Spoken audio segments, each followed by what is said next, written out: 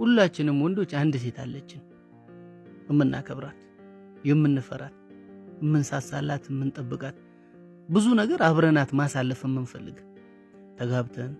ልጆች ወልደን ቤተሰብ መስርተን በደስታ አብረናት ለመኖር የምንመኛት አንድ ሴት አለችን።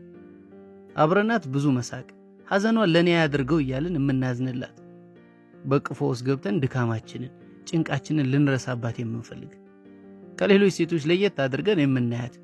ከሌሎች ጋር የምንፎጋገረው ነገር እሷ ጋር ሲሆን የምር የሚደብረን፣ ሁሉንም ነገር የምር የምንወስዳቸው፣ አጠገባችን ስትሆን ምንም ነገር የምንረሳ፣ ከሷ ውጭ ለሆኑ አንድም ነገር የማይደንቀን፣